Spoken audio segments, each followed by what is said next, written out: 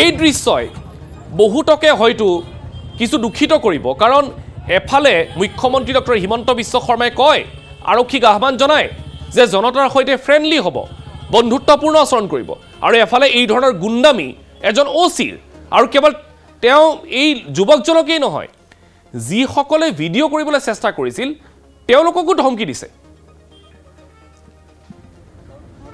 হয় মানস দৃশ্য ইতিমধ্যেই সকলোৱে দেখিছে আৰু দৃশ্যখিনি দেখাৰ পাছত এই যিগৰাকী আৰক্ষী বিষয়া ভাৰ্গৱ বৰবৰা নামৰ এই ভাৰ্গৱ বৰবৰাৰ মানসিক অৱস্থাটোক লৈ আচলতে প্ৰশ্ন উত্থাপন হ'ব লাগে ভাৰ্গৱ বৰবৰা আজিৰ তাৰিখত ফ্ৰাষ্ট্ৰেটেড নেকি তেওঁ মানসিক অন্তৰ্দণ্ডত কিবা ভুগিছে নেকি বা কিবা মানসিক অশান্তিত ভুগি আছে নেকি যাৰ কাৰণে তেওঁ কৰ্তব্যৰত অৱস্থাত খাকি পোছাকত এইদৰে বজাৰ এটা অঞ্চল ফাঁচী বজাৰৰ এটা ব্যস্ত অঞ্চল ফাঁচী বজাৰ কিমান ব্যস্ত সেয়া কাকো কোৱাৰ প্ৰয়োজন নাই আৰু সেই ফাঁচী বজাৰৰ মূল যিটো আপোনাৰ চেণ্টাৰ সেই চেণ্টাৰটোত এইদৰে এগৰাকী যুৱকক ডেলিভাৰী বয় এগৰাকী কোনো চুৰ নহয় কোনো ডকাইত নহয় কাৰো চেইন টানি এই যুৱকজন পলাই যোৱা নাছিল হয়তো তেওঁ আৰক্ষীয়ে ছিগনেল দিছিল বা নো এণ্ট্ৰি অঞ্চলত হয়তো সোমাইছিল তাতকৈ বেছি কোনো হ'ব নোৱাৰি আৰু যিটো শুনা গৈছে ভিডিঅ'টোত কিছু কথা শুনা গৈছে যে এইটোক ৰখিবলৈ কোৱা হৈছিল তই নৰলি কিয় অৰ্থাৎ ছিগনেল দিছিল তোক ছিগনেল দিয়াৰ কাৰণে যদি যুৱকজন ছিগনেল দিয়াৰ পাছত যুৱকজন নোৰোৱাটোৱে যদি একমাত্ৰ অপৰাধ হয় তেতিয়াহ'লে এই আৰক্ষী বিষয়াগৰাকী যি ভাৰ্গৱ বৰবৰা আপুনি ইতিমধ্যেই কৈছে পাণবজাৰ থানাৰ অ'চি এই ভাৰ্গৱ বৰবৰাক আচলতে মানসিক চিকিৎসাৰ প্ৰয়োজন আছে সেইটো অকল আমাৰ কথা নহয় সেয়া হয়তো অসম আৰক্ষীৰ সঞ্চালক প্ৰধান ডিজিপি জিপি সিঙেই হওক বা গুৱাহাটী মহানগৰ আৰক্ষী আয়ুক্ত দিগন্ত বৰাই হওক বা ৰাজ্যৰ মুখ্যমন্ত্ৰী ডক্টৰ হিমন্ত বিশ্ব শৰ্মা সকলোৱে একেষাৰে এই কথাটো স্বীকাৰ কৰিব আপুনি ভাবক কি দৰে প্ৰহাৰ কৰা হৈছে প্ৰথমে যুৱকজনক ঘুচিয়াইছে মুখত ঘুচিওৱা হৈছে যুৱকজনে হেলমেট পিন্ধি আছে হেলমেটৰ ভিতৰৰে যুৱকজনৰ মুখত ঘুচিওৱা হৈছে তাৰপিছত ডিঙিত চেপা মাৰি ধৰি মাৰি পেলাম বুলি তেওঁ কৈছে আৰু সেয়া সকলোৱে শুনিছে আৰু আটাইতকৈ ডাঙৰ কথা ওচৰত যিসকল লোক আছে তেওঁলোকে এক প্ৰকাৰ চিৎকাৰ কৰি উঠাৰ পাছতো বিষয়াজন কিন্তু ক্ষান্ত হোৱা নাই তেওঁ ক্ষান্ত হৈছে কেতিয়া যেতিয়া তেওঁ দেখিলে যে কোনোবাই সেই ভিডিঅ'টো সেই ভয়ংকৰ ঘটনাটোৰ ভিডিঅ' যেতিয়া কৰি আছিল তেতিয়া তেওঁ তাৰ পিছতো ক্ষান্ত হৈছে নে ক'ব নোৱাৰি কাৰণ সেইখিনি সময়ত সেই অ'চি গৰাকীৰ দম্ভালি শুনি ভিডিঅ' কৰি থকা যুৱকজনে ভিডিঅ'টো বন্ধ কৰিবলৈ বাধ্য কৰি দিছে হয় তাৰ পাছত বা তেওঁ কি কৰিলে তাৰ পাছত কি কৰিলে সেয়া আচলতে কাৰো হাতত এই মুহূৰ্তত সেই প্ৰমাণ নাইকিয়া তাৰ পাছত সেই আৰক্ষী বিষয়াগৰাকীৰ অটপালি কমিল নে বেছি বাঢ়িল সেয়া এতিয়ালৈকে গম পোৱা হোৱা নাই আৰু নিশ্চয় আৰক্ষীৰ ওপৰ মহলৰ যিসকল বিষয়া আছে তেওঁলোকে যদি তদন্ত কৰে তেতিয়াহ'লে বা এই আৰক্ষী বিষয়াগৰাকীক যদি সোধে তেতিয়াহ'লে গম পোৱা যাব কিন্তু মূল কথাটো আপুনি কোৱাৰ দৰে য'ত ৰাজ্যৰ মুখ্যমন্ত্ৰীয়ে হওক বা ডিজিপিয়ে হওক আৰক্ষীক জনতাৰ সৈতে সাধাৰণ মানুহৰ সৈতে আপোনাৰ ভাল সম্পৰ্ক বজাই ৰাখিবৰ বাবে বিভিন্ন ধৰণৰ ব্যৱস্থা গ্ৰহণ কৰা কথা কৈ আহিছে তেনে সময়ত ব্যস্ত এটা অঞ্চলত আপুনি এবাৰ ভাবক সেই যুৱকজনক প্ৰহাৰ কৰি থকা অৱস্থাত সেই অঞ্চলটোত যিসকল তাৰ স্থানীয় যিসকল লোক আছিল ফাঁচী বজাৰ এৰিয়াৰ যিসকল লোক আছিল তেওঁলোকে এই আৰক্ষী বিষয়াজনৰ কাষলৈ ইয়াৰ পাছত যাবলৈ সাহস কৰিবনে যে এইগৰাকী বিষয়াই সাধাৰণ কথাতে এইদৰে যেতিয়া সকলোৰে সন্মুখত এজন মানুহক মাৰি পেলাবলৈ যেতিয়া উদ্যত হ'ব পাৰে তেতিয়াহ'লে সেই বিষয়াগৰাকীয়ে মানুহক কিদৰে ন্যায় প্ৰদান কৰিব এই বিষয়াজনৰ ওচৰলৈ কোনো মানুহেই সহজে যাবলৈ কুণ্ঠাবোধ কৰিব গতিকে আৰক্ষী আৰু সাধাৰণ মানুহৰ মাজৰ যিবোৰ সম্পৰ্ক সেই সম্পৰ্ক এনেধৰণৰ বিষয়াসকলৰ বাবে আচলতে অৱনতি ঘটে আৰু ৰাণা এই দৃশ্যটোৰ জৰিয়তে মই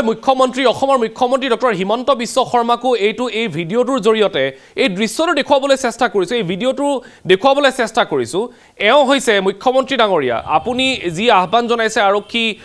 বিভাগটোক আপোনাৰ এই হয়তো আহ্বানক এওঁলোকে গুৰুত্ব নিদিয়ে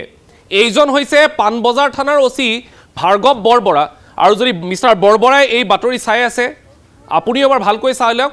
আপুনি যে মুখ্যমন্ত্ৰীৰ নিৰ্দেশনা অৱমাননা কৰিছে আমি ইতিমধ্যেই সেই দৃশ্য দেখুৱাই দিছোঁ ভাৰ্গৱ বৰবৰাই মুখ্যমন্ত্ৰীৰ এই আহ্বানক নেওচা দি খাকী পোছাকযোৰ পিন্ধি নিজকে হিৰো বুলি ভাবি লৈছে আৰু তাৰ পাছত তেওঁৰ সেই ষ্টাইলটো চাওক খাকী পোছাক এযোৰ পিন্ধি চকুত চশমা পিন্ধি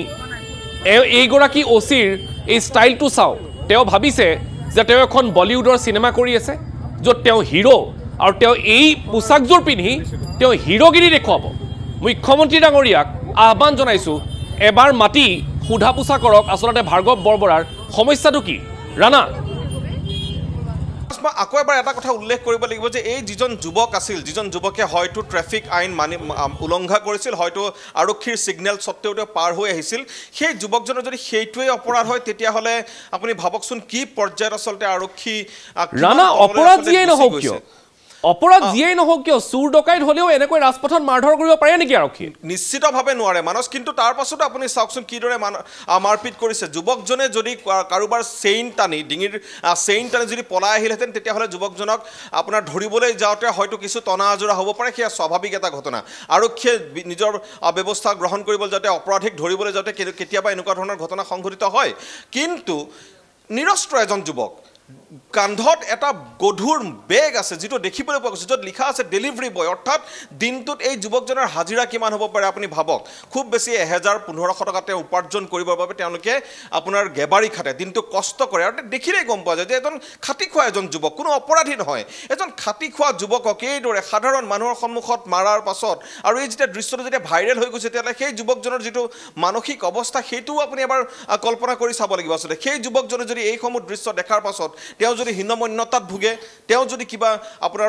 অভাৱনীয় আপোনাৰ কাম কৰে, তেতিয়াহ'লে তাৰ বাবে দায়ী কোন হ'ব? সেই যুৱকজনে নিশ্চিতভাৱে লাজ পাইছে। তাত যিসকল লোক উপস্থিত আছিলে তেওঁলোকৰ সন্মুখতো তেওঁ লাজ পাইছে। সেইবোৰৰ পাছত যদি সেই যুৱকজন হীনমন্যতাত ভুগি যায়, বা তেওঁ যদি তেওঁ কৰি থকা কামটো যদি তেওঁ এৰি দিয়ে, তেতিয়াহ'লে তেওঁৰ ঘৰখন কেনেকৈ চলিব? বা এই আৰক্ষী বিষয়াগৰাকীৰ যি বৰ্বৰতাৰ ফলত তেওঁৰ যি মানসিক হেঁচা এটা সেই যুৱকজনৰ ওপৰত পৰিব, যি এটা মানসিক চাপ পৰিব, তাৰ দায়িত্ব কোনে ল'ব? এই ভাৰ্গৱ বৰবৰাই ল'বনে? এইগৰাকী ভাৰ্গৱ বৰবৰা যিগৰাকীৰ সন্মুখৰ পৰা হয়তো বহু অপৰাধী পাৰ হৈ যায়, বহু নামী দামী গুণ্ডাক দেখিলে হয়তো তেওঁলোকৰ গাড়ী পিছলৈ লৈ আহে, তেওঁলোক হয়তো আঁতৰি আহে যাতে সুকলমে পাৰ হৈ যাওক। এনেকুৱা ধৰণৰ ঘটনাটো নঘটা নহয়। এওঁলোকৰ হাতৰ পৰাই বহু সময়ত অপৰাধী পলাই যায়। এওঁলোকৰ বাবেই, এওঁলোকৰ তদন্তৰ আপোনাৰ গাফিলতিৰ বাবে বহু সময়ত বহু অপৰাধী, সকলোৱে জনা অপৰাধীও আদালতত গৈ পেলাই আপোনাৰ জামিন লাভ কৰিবলৈ সক্ষম হয়। গতিকে সেইবোৰ ক্ষেত্ৰত তেওঁলোকে তেওঁলোকৰ পাৰদৰ্শিতা দেখুৱাওক, সেইবোৰ ক্ষেত্ৰত তেওঁলোকে তেওঁলোকৰ এফিচিয়েঞ্চি প্ৰমাণ কৰক। কিন্তু এইদৰে সাধাৰণ লোকক এনেধৰণে, সাধাৰণ বুলিয়ে কৈছোঁ, এগৰাকী যুৱক ডেলিভাৰী বয় দিন হাজিৰা কৰি, এওঁলোকে এনেধৰণে দিনে ৰাতিয়ে কষ্ট কৰি, আমি নিজেই দেখিছোঁ ৰাণা, এওঁলোকে এই যুৱকসকলে দিনে ৰাতিয়ে কষ্ট কৰি ৰ'দে বতাহে ঘূৰি মানুহৰ ঘৰৰ পৰা ঘৰলৈ তেওঁলোকে খাদ্য বিতৰণ কৰে। তেওঁলোকে নিজে নিজৰ পেটটো প্ৰৱৰ্তাব পাৰিছেনে নাই তাতোকৈ ডাঙৰ কথা, তেওঁলোকে আনৰ পেট প্ৰৱৰ্তাবলৈ দিনে ৰাতিয়ে কষ্ট কৰিছে। এইসকল যুৱক দেখিছোঁ, কোনোবা এজন হয়তো যদি ষ্টুডেণ্ট, কোনোবা এজনে দিনত কিবা কাম কৰিছে, নিশা এনেদৰে ফুড ডেলিভাৰী কৰিছে। যথেষ্ট কষ্ট কৰি এওঁলোকে নিজৰ জীৱন নিৰ্বাহ কৰি আছে। গুৱাহাটীখনত এওঁলোকে ষ্ট্ৰাগল কৰিবলৈ আহিছে। আৰু তেনেকুৱা এটা সময়ত এইসকল যুৱকৰ ওপৰত নিজৰ বীৰত্ব প্ৰদৰ্শন কৰি এওঁৰ নিচিনা একাংশ আৰক্ষী বিষয়াই, এই OC বৰবৰাৰ দৰে একাংশ আৰক্ষী বিষয়াৰ বাবে সাধাৰণ মানুহে ৰাজপথত ঘূৰিবলৈ ভয় খায়। জানে, সাধাৰণ মানুহে ৰাজপথত ঘূৰিবলৈ ভয় খায়। তেওঁলোকে আৰক্ষী বুলি ক'লে ভয় খোৱা হৈছে। আৰু আৰক্ষীক যদি এই ধৰণৰ ফ্ৰী হেণ্ড দি থোৱা হৈছে, তেতিয়াহ'লে DGP মহোদয়লৈও এই আহ্বান জনাইছোঁ যে এই ফ্ৰী হেণ্ড কিন্তু বন্ধ কৰিব লাগিব। আৰু যদিহে আপুনি ফ্ৰী হেণ্ড দি থৈ দিয়া নাই, যদিহে আৰক্ষীক গুণ্ডাগিৰি কৰিবলৈ ৰাজপথত এৰি দিয়া নাই, তেতিয়াহ'লে বৰবৰাৰ বিৰুদ্ধে ব্যৱস্থা লওক, বা বৰবৰাক সুধি তেওঁৰ সমস্যাটো ক'ত সেইটো সোধাৰ ব্যৱস্থা কৰক। ৰাণা, নিশ্চিতভাৱে মানস, কাৰণ এটা কথা সকলোৱে জানে যে আৰক্ষীয়ে কাৰোবাক গ্ৰেপ্তাৰ কৰিব পাৰে, কাৰোবাৰ বিৰুদ্ধে তদন্ত কৰিব পাৰে, কিন্তু এইদৰে মানুহক মাৰপিট কৰিব নোৱাৰে। সেইটো ইয়াৰ পূৰ্বে বহুকেইটা আপোনাৰ ঘটনা সময়ত আমি দেখিছোঁ, য'ত আপোনাৰ আৰক্ষী বিষয়া বা কোনো আৰক্ষীৰ লোকে যিদৰে এতিয়া এইদৰে যদি কাৰোবাক মাৰপিট কৰিছে তাৰ বিৰুদ্ধে ব্যৱস্থা গ্ৰহণ কৰিছে, কিন্তু ব্যৱস্থা গ্ৰহণ কৰাৰ পাছত পুনৰ আন এগৰাকী আৰক্ষীয়ে এনেকুৱা ধৰণৰ আপোনাৰ একেই কাৰ্য আপোনাৰ পুনৰাবৃত্তি ঘটায়। গতিকে সমস্যাটো ক'ত আচলতে? আৰক্ষীৰ এই মই প্ৰথমেই যিটো কথা উল্লেখ কৰিছোঁ, কিবা মানসিক হেঁচা আছে নেকি তেওঁলোকৰ ওপৰত, বা কিবা কাৰণত তেওঁলোক ফ্ৰাষ্ট্ৰেটেড নেকি, তেওঁলোকৰ কৰ্তব্যক লৈ পেলাই তেওঁলোক সন্তুষ্ট নহয় নেকি, তেওঁলোকৰ ডিউটিক লৈ পেলাই তেওঁলোক সন্তুষ্ট নহয় নেকি, সেইবোৰ কথা আচলতে ভাবিছোৱাৰ নিশ্চিত। আৰু তেওঁলোকৰ ফ্ৰাষ্ট্ৰেশ্যন বাহিৰ কৰিবলৈ এইদৰে সাধাৰণ লোকক আচলতে তেওঁলোকে বলি কৰিলে। তেওঁলোকৰ যি কামৰ হেঁচাই হওক বা যি কাৰণতেই নহওক, তেওঁলোকৰ যিসমূহ আপোনাৰ ফ্ৰাষ্ট্ৰেশ্যন থাকে সেইবোৰ আপোনাৰ দূৰ কৰিবৰ কাৰণে এইধৰণে সাধাৰণ মানুহক তেওঁলোকে অত্যাচাৰ চলায়। ইয়াৰ পৰা তেওঁলোকে কিবা মানসিক তৃপ্তি লাভ কৰাৰ যেন চেষ্টা কৰে, যেন তেওঁলোকে জনাব বিচাৰে সাধাৰণ লোকক যে হয়, মই বৰমতা, এই অঞ্চলৰ ময়েই ৰজা, মই যি ক'ম ময়েই হ'ব। এই যিটো মই বৰ যিটো স্বভাৱ আৰক্ষীৰ একাংশ লোকৰ, এই মই বৰ স্বভাৱটোৰ বাবেই ক্ৰমাৎ আমি যিটো কথা উল্লেখ কৰিছোঁ যে আৰক্ষী আৰু সাধাৰণ মানুহৰ মাজৰ যিটো আপোনাৰ দূৰত্ব সেই দূৰত্ব দিনক দিনে বাঢ়ি গৈছে ইয়াত আৰক্ষীৰ সঞ্চালক প্ৰধানেই হওক বা আৰক্ষী বিভাগেই হওক ৰাজ্যৰ মুখ্যমন্ত্ৰী হওক যিমানেই আহ্বান নজনাওক লাগিলে এই ধৰণৰ আৰক্ষী বিষয়াসকল যেতিয়ালৈকে থাকিব তেতিয়া আৰু একাংশ এওঁলোকৰ দৰে একাংশই যেতিয়া এই পোছাকযোৰ পিন্ধিবলৈ পায় তেওঁলোকে নিজকে হিৰো বুলি ভাবিবলৈ আৰম্ভ কৰে না তেওঁলোকে উভত গুৰে নাচিবলৈ আৰম্ভ কৰে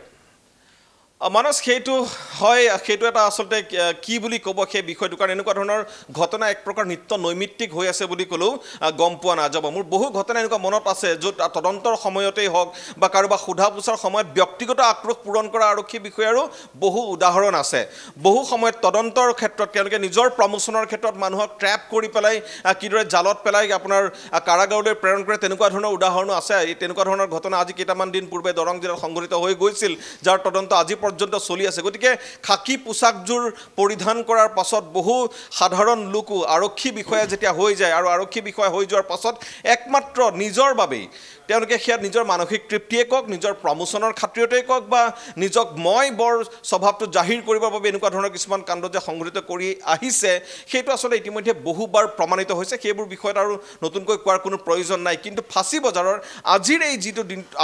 এই যিটো ঘটনা ইতিমধ্যে ভাইৰেল হৈছে যিটো ঘটনা আমাৰ হাতলৈ ইতিমধ্যে আহি পৰিছে য'ত এগৰাকী যুৱকক প্ৰহাৰ কৰাৰ সময়ত ওচৰত থকা লোকসকলে যি এক প্ৰকাৰ চিৎকাৰ কৰি আহিছে আৰু তাৰ পাছত আৰক্ষী বিষয়াজনৰ মুখৰ যিসমূহ কথা মাৰি পেলাম খুন্দিয়াই পেলাম তেওঁৰ মুখত অশ্ৰাব্য গালিও শুনিবলৈ পোৱা গৈছে ৰাণা হয় অশ্ৰাব্য গালি শুনিবলৈ পোৱা গৈছে গতিকে তাৰ পাছত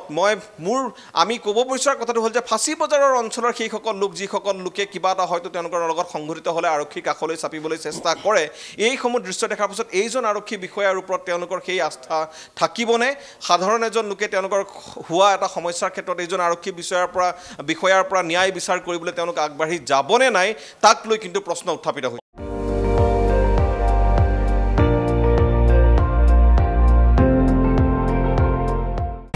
আপুনি চাই আছে ND24